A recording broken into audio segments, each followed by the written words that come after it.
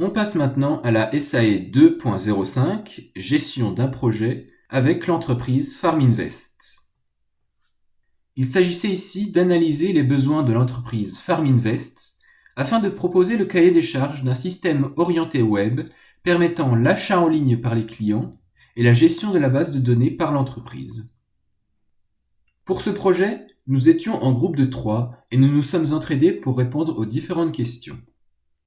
Pour ma part, je me suis concentré sur la partie contexte, les technologies utilisées, les contraintes de normes, la définition des tâches, ainsi que la mise en forme et la correction du rapport. Ce projet suivait différentes étapes. La première a été d'analyser les besoins de l'entreprise FarmInvest, pour ensuite nous pencher sur les différentes caractéristiques de la solution technologique à mettre en œuvre. Dans un troisième temps, nous avons réfléchi à l'organisation des différentes tâches et à la répartition des ressources permettant de réaliser le projet, et nous avons réalisé le diagramme de Gantt correspondant. Finalement, nous avons réalisé un cahier des charges structuré regroupant ces 3 points. Les apprentissages critiques mis en jeu ici étaient appréhender les besoins du client et de l'utilisateur, mettre en place les outils de gestion de projet, et identifier les acteurs et les différentes phases d'un cycle de développement.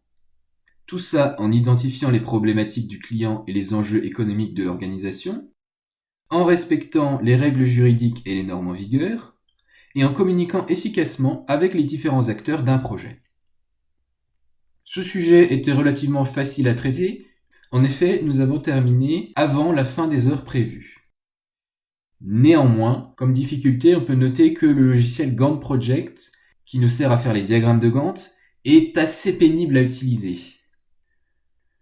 Pour conclure, cet essai m'a permis de réfléchir à la manière de concevoir un cahier des charges pour un projet et ce à quoi il faut penser avant de démarrer le projet, description de la demande, gestion des ressources, normes à respecter, etc.